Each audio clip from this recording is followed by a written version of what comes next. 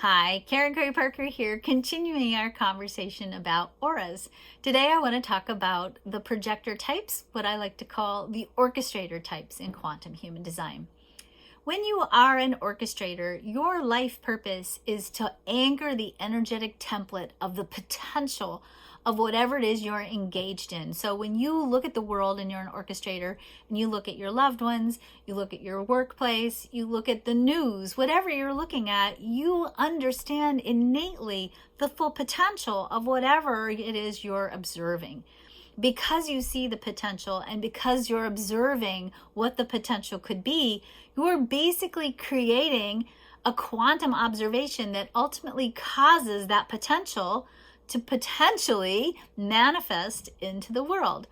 The trick is sharing that wisdom, those insights, that knowledge, that brilliance that you have in such a way that people can really hear it. Now, it's not up to you to make the other people ready for what you have to deliver. And that's essential for you to understand as a projector, because sometimes as orchestrators or projectors, you spend a lot of energy trying to convince people, and that can sometimes actually push people away. The element that's so important for you to understand is people have to be ready. People have to be ready for the wisdom that you're here to bring, for the knowledge that you have to share. And if you're pushing with people who aren't ready, you're really wasting your energy, wasting your brilliance, wasting your insight. Having a coherent and aligned and open aura is essential for an orchestrator type. Of all the types, your type strategy is dependent upon other people seeing you and recognizing you. The people who are here to be managed and guided by you, the people who are ready to be supported in the expression of their potential, that wisdom that you have to bring, are the people who will see you as the one who has the knowledge. And those will be the people who call you out to share what you have. Your aura, the openness or the expansiveness of your aura, the compelling nature of your aura is dependent on two main things. And it gets a little bit complex with the orchestrator, so something to contemplate and think about. The first thing, before we go into the two things that it's dependent on, that I really want to bring to your awareness is the emotional theme of the orchestrator, because that emotional theme is called bitterness. The bitterness of the projector is really a symptom. It's a signal. And it's a symptom and a signal of two things, which is what I'm going to share with you in just a second.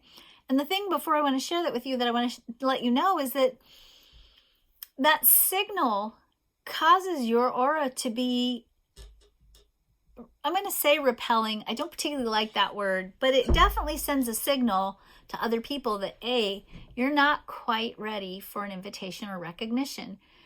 Now, the irony with bitterness is that if you feel bitter and people are not inviting you, it makes the bitterness go up. So recognizing what the message of bitterness is can give you a different way to really manage and work with that bitterness so that you're actually creating a more aligned, coherent, and expansive, attractive aura, so you can get those invitations that you want. Most projectors, when I give readings for them, or we teach projectors, the biggest, most common question they have for me is, well, what can I do to speed up the invitations? Here's the two things. Finally, I've been hinting at these two things. There's two things you can do to be more attractive and to bring more invitations into your field. Number one, you have to heal your self-worth. You have to heal your self-worth. Because if you are an orchestrator and you have wasted your energy on people who don't value you, maybe you've been told your whole life that it's not okay for you to be who you are or how you are. If that has affected your self-worth, what happens is you'll start to take any invitation that comes your way just because it's recognition. You'll be so hungry for the recognition. Your self-worth will long for the recognition so deeply that you won't accept or you will allow yourself to accept invitations that don't reflect your value. So you have to heal that self-worth piece first, because if you don't, you're going to find yourself quagmired in invitations that you've accepted that aren't really worthy of who you are. That's the first thing. The second thing is you got to have the energy for it. If you are a burned out projector, if you've given your energy to people who didn't value it, to people who didn't see the preciousness of what you have to share, and you've tried to go at it like a generator, maybe you've pushed, maybe you've manipulated, maybe you've been dramatically trying to get attention in some way, if you have burned yourself out by not living true to who you are and how your natural energy flows, you're probably not going to get an invitation. You're going to feel bitter because it's going to seem like it's easier for everyone else. But that bitterness is really just signaling to you, hey, you need some rest. Hey, you need to work on your self-worth so that you can know that you are worthy of the rest and that you're not going to miss the boat. You're not going to miss the opportunities. You're going to be okay if you nurture yourself first. That's really hard for projectors to do. I think it's hard for everybody to do, but it's exceptionally hard for projectors to do because there's a sense of urgency oftentimes with the projector of experience, of feeling like there's a world that has to be saved. There are people that need my guidance. I know what to do. Nobody's listening to me.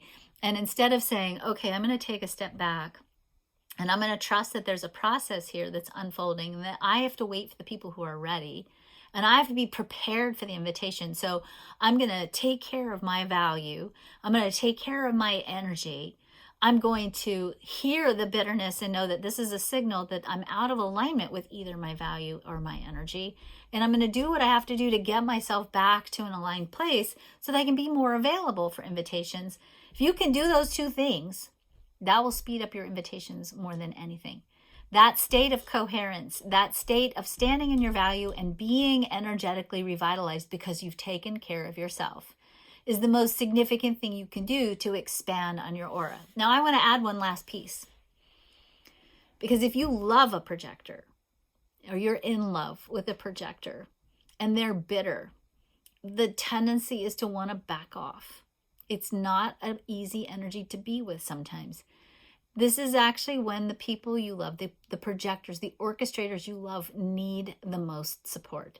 So sometimes you have to really be with the bitterness with compassion as someone who loves an orchestrator, to see it, to hear it, to interpret it correctly, and to hear that what the bitterness is really saying is that this is a person who needs extra support around cultivating their sense of self-worth and needs extra support around resting and regenerating and resourcing themselves so that they have more energy available for the invitations. That means if you love a projector, you have to take care of yourself too so that you can be available to them when it's their turn. So take good care of your projectors. If you're a projector, if you're an orchestrator, take good care of yourself.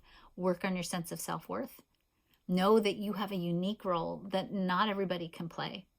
Trust your own wisdom. See the value of your own wisdom and take care of your energy so you have more available. That's what you need to do to increase your invitations. That's what you need to do to manage your aura, to stay in a state of coherence and health. Thank you, orchestrators, for being who you are and for holding this whole darn world together.